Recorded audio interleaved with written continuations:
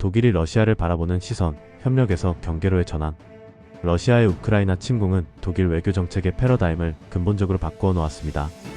한때 경제를 통한 접근이라는 슬로건 아래 러시아와 긴밀한 경제 협력을 이어가던 독일은 이제 러시아를 유럽 안보 질서를 위협하는 국가로 규정하고 있습니다.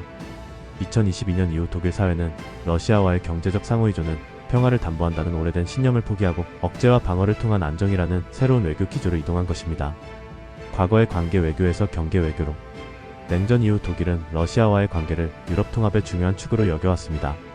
1970년대 서독의 브란트 정부는 동방 정책을 통해 모스크바와의 대화를 강화했고, 통일 이후 독일은 러시아와의 에너지 협력, 특히 노르트 스트림 프로젝트를 통해 상호 신뢰 구축을 시도했습니다.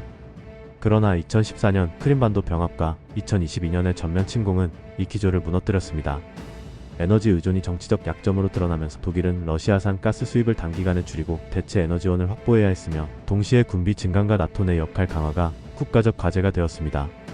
독일 정부는 러시아의 침공을 국제법 위반으로 규정하며 EU 및 나토와 함께 강도 높은 제재에 동참했으며, 우크라이나에 대한 군사적 재정적 지원을 확대하고 러시아의 전쟁 범죄에 대한 국제적 책임 규명을 지지하고 있습니다. 이는 독일 외교가 전후 처음으로 억제와 방어를 중심 가치로 재편되고 있음을 보여준다고 할 수 있습니다. 독일 외교부는 러시아의 행위를 유럽 안보의 근간을 위협하는 행위로 명시하며 억지력 강화와 국제연대의 필요성을 강조하고 있습니다. 슐츠 전 총리가 선언한 체제 전환은 바로 이러한 전환점을 상징하고 있는데, 이는 단순한 외교적 조정이 아니라 전후 독일의 안전보장 정책 자체를 새롭게 정의하는 선언이었습니다.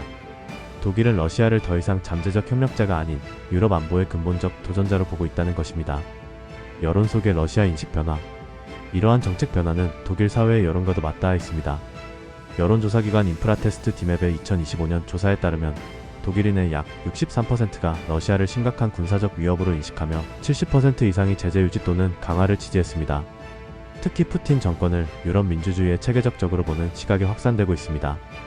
다만 세대와 지역에 따라 시각차도 존재합니다. 동독 지역에서는 역사적 경제적 이유로 여전히 러시아와의 대화 유지를 지지하는 비율이 상대적으로 높습니다. 반면에 젊은 세대는 전쟁 확대와 핵위협에 대한 우려가 커 러시아에 대한 불신뿐 아니라 유럽의 군사화 자체에 대한 비판적 인식도 공존하고 있습니다. 정치권에서도 러시아를 둘러싼 분열이 뚜렷하게 나타나고 있습니다. 기민당과 사민당은 강력한 제재와 군사 지원을 주장하는 반면, 좌파당과 AfD는 대화를 통한 외교적 해법을 강조하고 있습니다.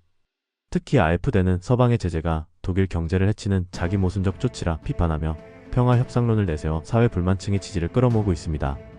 러시아의 독일 인식과 상호 불신의 심화. 한편 러시아 정부와 언론은 독일을 점점 더 적대적 서방 세력으로 묘사하고 있습니다. 푸틴 정권은 독일이 미국의 대리인 역할을 하며 우크라이나 전쟁을 장기화시키고 있다고 주장하고 있습니다. 러시아 여론조사기관 레바다 센터의 2025년 조사 결과 러시아인의 약 60%가 독일을 비우호적 혹은 적대적인 국가로 인식하고 있습니다.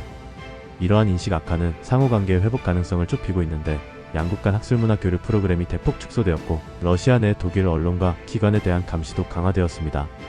독일 역시 자국 내 러시아 정보활동에 대한 경계를 강화하고 있으며, 최근 독일 정보기관은 러시아의 사이버 공격 및 선전활동을 실질적 국가안보 위협으로 규정했습니다. 외교와 안보의 균형 과제. 현재 독일은 두 가지 상충하는 과제 앞에 서 있습니다. 하나는 유럽 안보의 핵심 국가로서 억지력 강화, 다른 하나는 경제적 안정과 사회적 통합 유지입니다. 에너지 가격 상승, 난민 유입, 군비 확충에 따른 예산 부담이 커지는 가운데 러시아 제재의 지속 가능성에 대한 내부 논의도 이어지고 있습니다. 독일 외교는 이제 단순한 가치 외교를 넘어 실용과 현실주의를 병행해야 하는 단계에 들어섰습니다. 푸틴 이후에 러시아를 대비하는 중장기 전략, 그리고 유럽 내 안보 자율성을 확보하기 위한 방위산업 협력이 함께 논의되고 있습니다. 독일 정부는 우크라이나 지원은 곧 유럽 방어라는 명제를 내세우지만, 그 속에는 독일이 직면한 딜레마도 함께 담겨 있습니다. 즉 평화를 위해 싸워야 하지만 싸움이 길어질수록 평화가 멀어진다는 현실입니다.